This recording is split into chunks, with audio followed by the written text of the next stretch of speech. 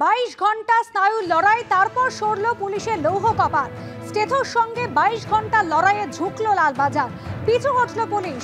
সিপিকে প্রতীকী শিরদাঁড়া দিয়ে সিপির ইস্তফার দাবি করেছেন গতকাল জুনিয়র ডাক্তাররা।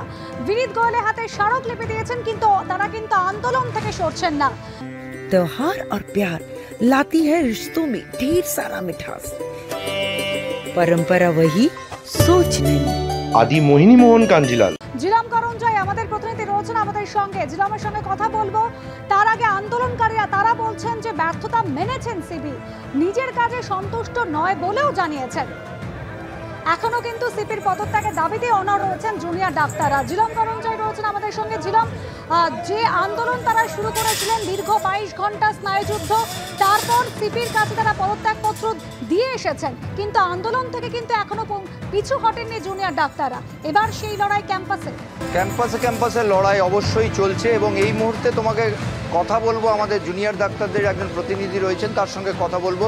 এই যে আপনারা আন্দোলন চালাচ্ছেন, আজকে আপনাদের পরিকল্পনা কি এবং রোগী পরিষেবা স্বাভাবিক রাখতে আপনারা কি কি করছেন? আমরা আজকেও আমাদের যে টেলিকনসালটেশন যেটা রয়েছে অভয়া ক্লিনিকের, যে টেলিকনসালটেশনটা সেটা এখনও অবধি সম্পূর্ণভাবে চলছে, ঠিক আছে। সেখানে অলরেডি আমাদের মেডিসিন বা সার্জারি, ইভেন হচ্ছে গিয়ে অর্থোপেডিক্স এবং আরও বাকি যা হচ্ছে গিয়ে সাবস্পেশালিটিস অ্যান্ড সুপার স্পেশালিটিস যেগুলো রয়েছে সেগুলোর জন্য প্রত্যেকটার জন্য টেলিকনসালটেশন হচ্ছে গিয়ে আমরা এন্টারটেইন করছি, আমরা চাইছি, ঠিক আছে। প্রচুর মানুষ কল করছেন, অলরেডি হচ্ছে গিয়ে 150 থেকে 200 জন অলরেডি কল করেছে। প্রথম যে রাউন্ডে শুরু হয়েছিল প্রায় 600 থেকে 650 মানে মানুষ কল করেছিলেন, ঠিক আছে। আমরা চেষ্টা করছি যতটা টেলিকনসালটেশনের মাধ্যমে করা যায়। যেটা টেলিকনসালটেশনে করা যাচ্ছে না, আমরা যাদের ক্ষেত্রে মনে হচ্ছে যে যাদেরকে ওপিডি বা এমার্জেন্সিতে ডাকা উচিত, তাদের ক্ষেত্রে আমরা সেটাও তাদের গাইড করে দিচ্ছি যে তারা যেন এখানে ওপিডি বা এমার্জেন্সিতে এসে দেখান। কেননা আপনাদের আন্দোলন চলছে, আজকে আন্দোলনের কি কি পদক্ষেপ, কি কি পরিকল্পনা আছে? কারণ রাত 9টা থেকে 10টার একটা ঘোষণা করেছেন, সেইগুলো কি একটু যদি বলেন।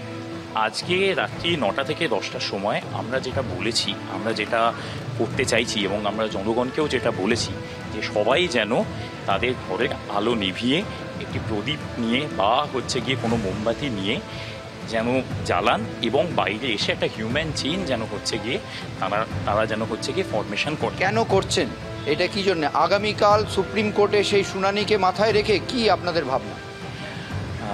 আগামীকাল সুপ্রিম কোর্টের শুনানি তো আছে, সেটা অবশ্যই আমাদের হচ্ছে গিয়ে সকলের মাথায় রয়েছেই, কিন্তু সেটা ছাড়াও আমাদের অভয়া যাতে বিচার পায়, ঠিক আছে, তাকে মাথায় রেখেই আমাদের এই কর্মসূচি আছে। দেখতে পাচ্ছ আন্দোলন চলছে, ঝাঁঝ বাড়ছে এবং একের পর এক তারা জয় পাচ্ছেন, তেমনই তাদের মনোভাব এবং কথাবার্তায় প্রকাশ পাচ্ছে। তবে এর সঙ্গে পরিষেবা স্বাভাবিক রাখার চেষ্টাও তারা করছেন। টেলিমেডিসিন যে সার্ভিস সেটা সারা সপ্তাহ খোলা থাকছে এবং তোমাকে জানিয়ে রাখবো আর.জি. কর মেডিকেল কলেজ হাসপাতালে আজকে কিছুক্ষণ আগে থেকে শুরু হয়েছে সেটা ফার্স্ট ইয়ার MBBS-এ ভর্তির প্রক্রিয়া এবং সব মিলিয়ে স্বাস্থ্য দপ্তরের তরফ থেকে পরিষেবা স্বাভাবিক রাখার জন্য আউটডোর এমার্জেন্সিতে সিনিয়র ডাক্তারদের যেমন রাখা হয়েছে, তেমনই আন্দোলনরত জুনিয়র ডাক্তাররা টেলিমেডিসিন চালাচ্ছেন এবং অন্যদিকে ভর্তির প্রক্রিয়া অর্থাৎ ডাক্তারিতে ভর্তির যে প্রক্রিয়া প্রথম বর্ষে সেটাও শুরু হয়েছে। সব মিলিয়ে আজকে সন্ধেবেলায় তারা যে ডাক দিয়েছে নিষ্প্রদীপ থেকে মোমবাতি জেলে প্রতিবাদ করা এবং আলো দিয়ে যে বিচারের পথে যাওয়া, সেইটাও কতটা সফল হয়, কতটা মানুষ সাড়া দেয় সেই দিকে তারা তাকিয়ে আছেন এবং পাশাপাশি আগামীকাল সুপ্রিম কোর্টের শুনানি এবং সিবিআইয়ের কী বক্তব্য হয় সেগুলোর দিকেও তারা তাকিয়ে আছেন। ধন্যবাদ জনাব।